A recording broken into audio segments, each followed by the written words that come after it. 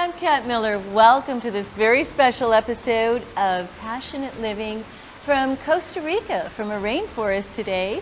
We're going to meet some new friends. Some of them are using their passions to make a difference in the world around them, and some of them have fur, like the sloths that we're going to get to meet today, and some raccoons and squirrels and all kinds of special critters from a wildlife preserve in Costa Rica. As well, we have a surprise interview for you you're not going to want to miss. And last but not least, we're going to meet renowned ecobotanist Stephen Brooks, who many of you might know from the Netflix series Down to Earth with Zac Efron. On my recent trip to Costa Rica, I had the pleasure of meeting Stephen at his amazing home in an eco-community that he founded, Ecovia. So buckle your seatbelts, sit back, and get ready for an amazing ride into passionate living.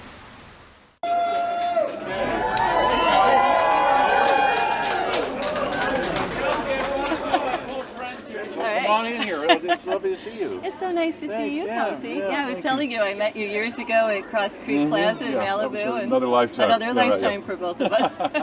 But I have a show called Passionate Living, and it inspires people, whatever you're passionate about, start doing it, and then use that to make a difference in the world around them. So you clearly are passionate about many things. There's clearly a lot of things, yeah. But tell me about the beer. What is the... well, I bought this land in the Catskills about 27 years ago. Right. To the consternation of the former life. Right. And I always had a vision of it as being successful again, because it's a very depressed area, and it fell in hard times, and the water thing, serving New York City and stuff, they've sort of influenced that area not to be so prosperous. Right. So I thought, what can I do? And there was a barn on one of the contiguous properties of my land, and it was 100 yards long and abandoned and defunct, and I thought, why not start a beer? I mean, there's all this wonderful water running out of the mountain. I love that. Good water is the best thing for beer. And of course, then I found out I couldn't use that water because it belongs to the city of New York. So we were like, oh, for crying out loud. We've managed to find a place. We brew in a couple of different breweries right now, contract brewing. We're building a small, like 3-barrel on a skid up at the barn site, basically for like sort of vanity beers or experimental beers. And if something catches on, we'll mass produce it. But right now, this is what we're doing, and we're starting to introduce it to the public. And obviously, this is a very successful day for us. Yeah. You're in Buffalo, and there's I'm beer. really excited. Well, I love Buffalo, and I spent a year and a half here 40 years ago doing plays at a place called the Studio Arena. Yeah. I met Rick James back then at the bar. And it was just, I have great love for Buffalo. Yeah, I really do. Just real quick, what is the faith-based aspect of the beer? Well, Faith America, Faith American is, it's no accident. I mean, I'm a big fan of America. I love America, and I think that no matter what we go through, we're going to probably emerge pretty well. And, I always say, don't count us out. I know things are looking pretty tough for a lot of people right now. But we're going to be okay. And so that's part of it. And my daughter's name is Faith. Oh, beautiful. Yeah. So it sort of just bled one thing into the other perfectly. And that's beautiful. But that's the way we live. My wife and I now, we believe in the strength of faith, something that you commit to, that you have to work at. It's there, it's powerful, it's aggressive, and a choice, and all those things come into this. That's the passion part, right? Yeah, exactly. Do what you came here to do. Exactly, right? yeah. Well, thank you so much. I really appreciate it. It's a pleasure. It's so nice seeing you again. Lovely to see you as well. Thanks. I appreciate it. Take care, guys. Bye-bye.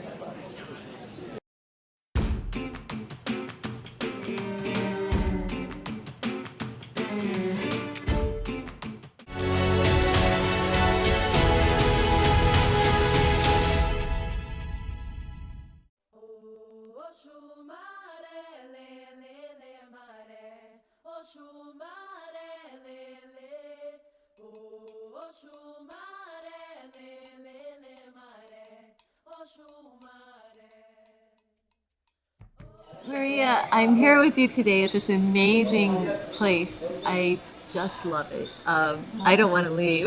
Yeah, me too. I love it too. Now, tell me a little bit about your journey and how you found your way here. Well, I didn't start here. I started in Moín, in the Caribbean side. And we started like tourist attraction with my brother-in-law and my sister-in-law. But then they see that it didn't, came out the way they want to, like a business.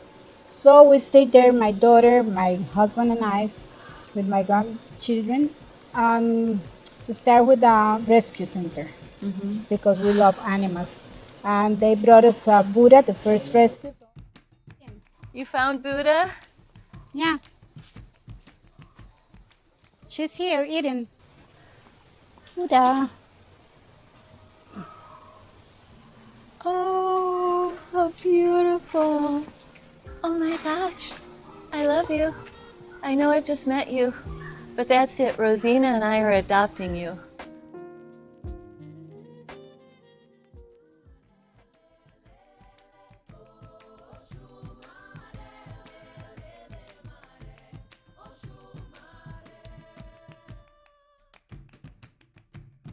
Government didn't have any place for a rescue center in Limon, so they start bringing animals to us, and we love it.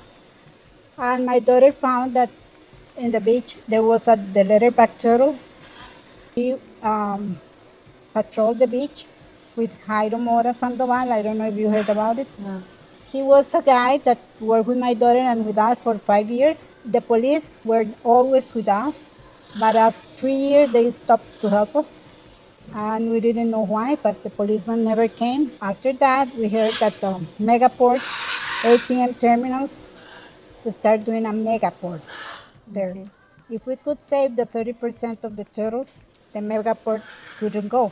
Later, they sent to kill Jairo, my partner. And he was 26 years old guy, and he was killed. Oh, yeah, sorry. They sent to kill them. And they sent to kill my daughter too, but my daughter wasn't there, thank God. She was here with me Oh, thank in you. San Jose. But, I lost a son because he was like my son. Then they kick us out from the property because they want to build the megaport. And then I found this place. I sell all my houses in Escazú to pay the down payment here. So we moved. That's how it started with the animals, and Wow. I love them. They love me. Hello, sweetheart. Hello, Grumpy. You had a placenta attached to you when you fell out of a tree from your mama. That's tough. And here's the vet, Junam. Hello. Nice to meet you. I started volunteering here. I started coming here years ago to like volunteering when I'm in the vet school, and when I finish, the owner told to me like if I want to come here to work and help and everything, and I'm just so glad to, it's too difficult to, you can work with wildlife, and so it's like kind of big opportunity, and I'm so glad to the opportunity to work. Oh, that's here. beautiful. It's so beautiful you're here helping with this Yeah. amazing cause. Yeah, it's amazing. Yeah. They need a new microscope is one of the things that you need, right? A new microscope? Yeah, we do. We use it for check poo, blood, and the skin and all these things. So yeah, Right. but we need another one because it's kind of old, Right. And then I think the x-ray machine you had is very Yeah, outdated as well. it's very old. Yeah. Okay. This is the kind of surgery room. We have the anesthesia machine. We have the table, the fluids, and yeah, if we need to do surgeries, all these kind of things, we do it here. And this is like the center of the hospital. The volunteers come from everywhere. Yeah, we receive volunteers, we receive vet students, pre-vets, and biologists, and all the people they want to help and know more of the wildlife. And Catherine. Catherine and Bernal. Nice to meet you. Nice to meet you. And you're Maria's husband, so Yes. you must be passionate about these animals Oh too. yes, we are. It's been a long shot, but we're still doing it. Very hard, but the love that, especially her, the love that she feels for the animal is unbearable. Oh, so this is your baby. Every 2 hours she needs to be fed. And only you and your beautiful accomplice can feed because it has to be done the right way. Orphans, injured, electrocuted, Right. everything. That's a huge problem in Costa Yeah. Rica right now with all the development and all the lines everywhere. The animals don't know they're climbing on the electric Yeah. lines and they're dying. But I'm working with an electric company. So every time a electrocuted animal come here, investigate where is he coming from. And so I talked to the guy, and the guy put some bridges Okay. so that they can move without right. electrocuting. That's beautiful. Yeah. Wow.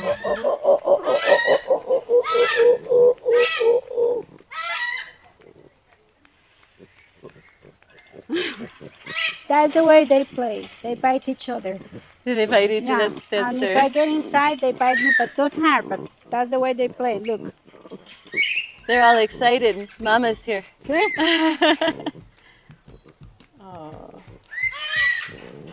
How many animals do you have here? Like 100.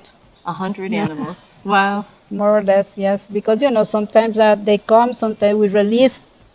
Right. So Yeah. your goal is to try and rehabilitate them Yeah. so they can go back Yes. to their natural habitat. Yes. That's wonderful.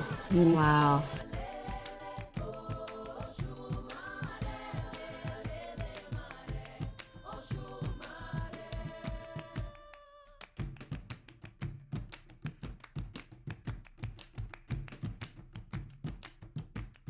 Oh. ¿Cómo estás, Simona? This girl went out for a week, and we have a troop outside, you can see, and she came pregnant. Wow.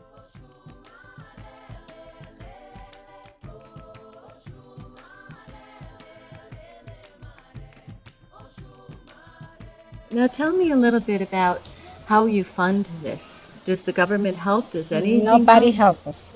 So you do this on your own? Yeah, I sold another house nearby here, so I can move here. I built my house there, and I started living here because I want to be near my animals. I have still a loan Oh, wow. that I have to pay $3,000 per month, and the food for the animals is like $400 per week.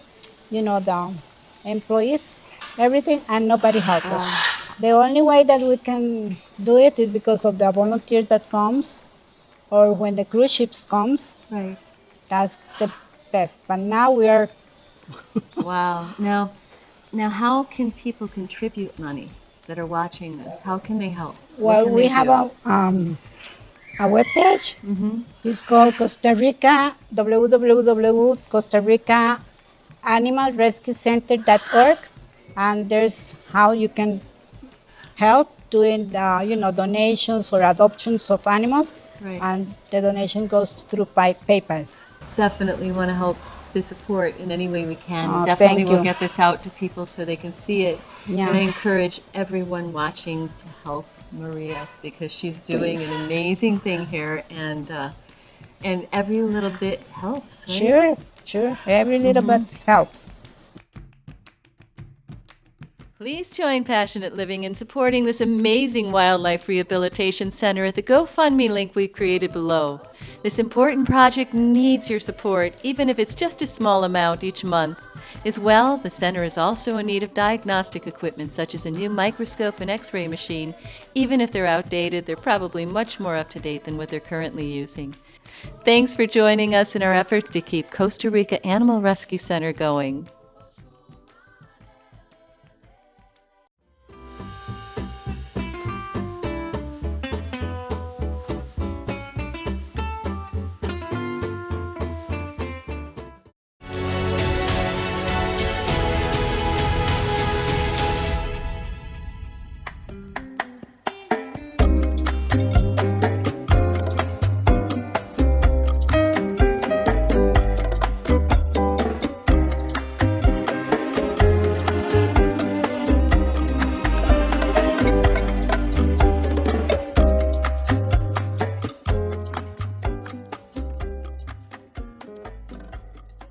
Finally, I get to meet Yeah. Stephen Brooks, and Here I am.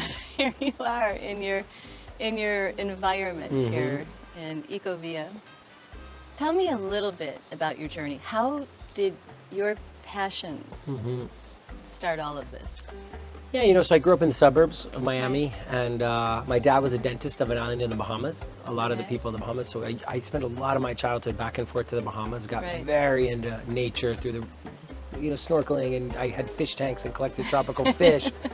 And so I guess that's where like kind of like the root of my love for nature.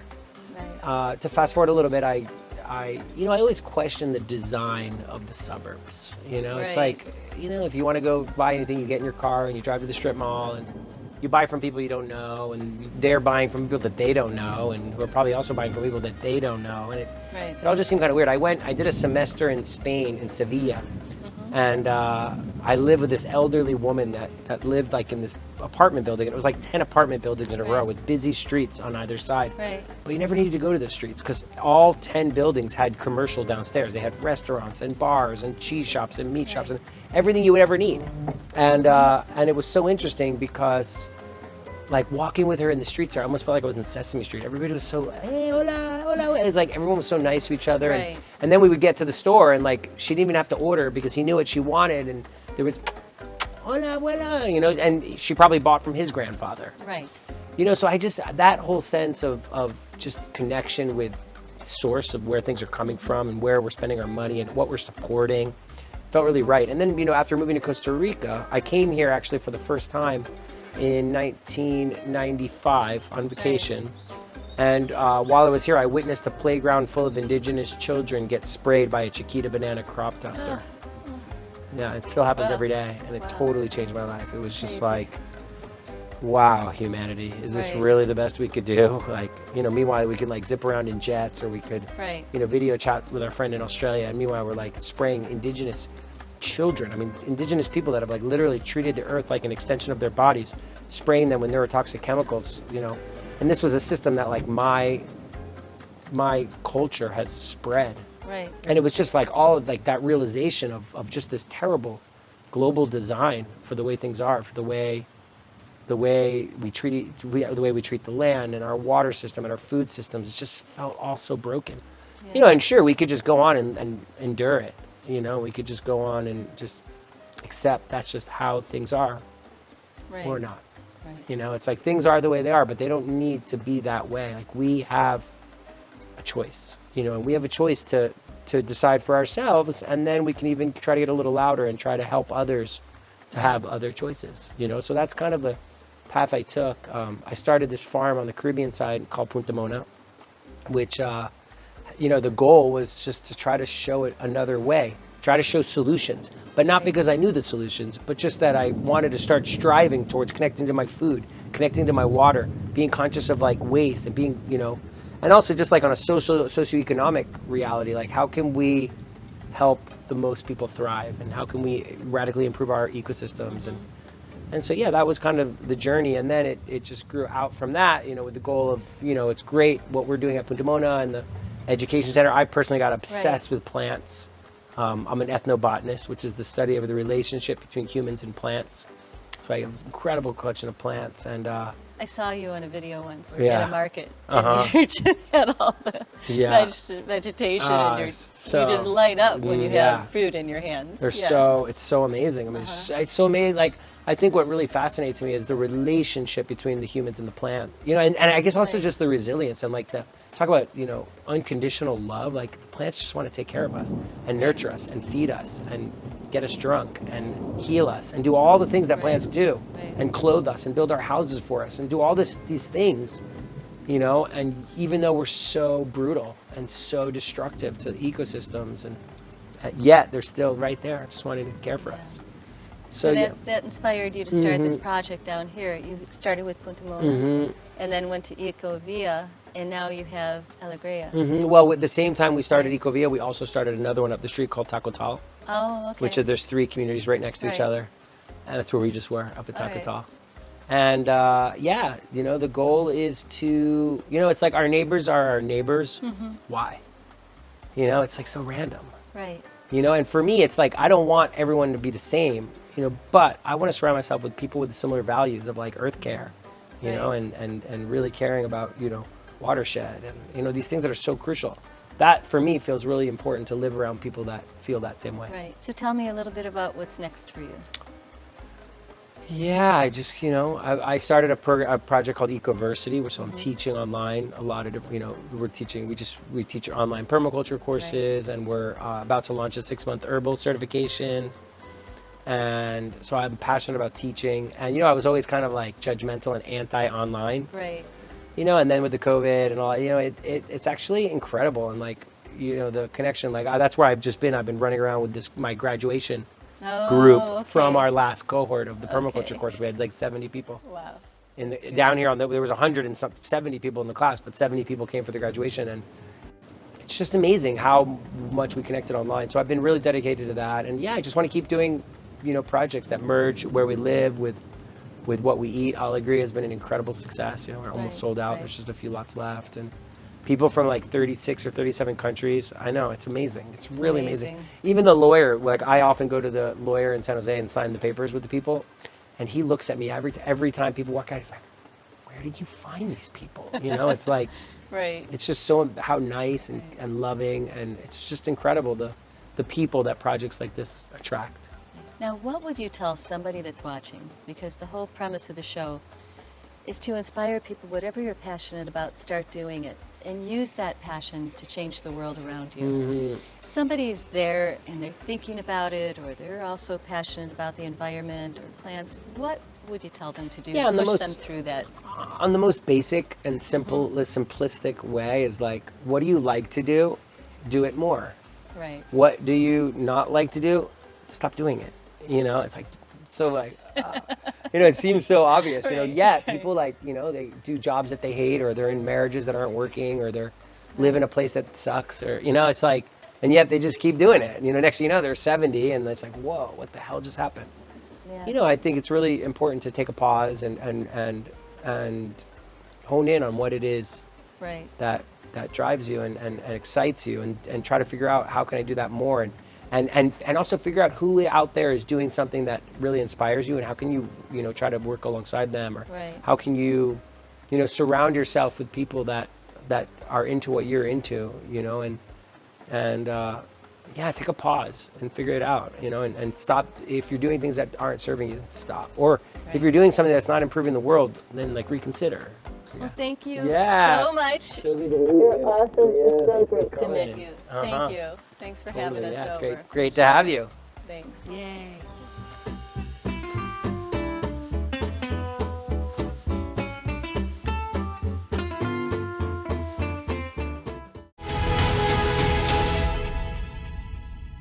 Thank you again for joining us on this very special edition of Passionate Living in the rainforests of Costa Rica.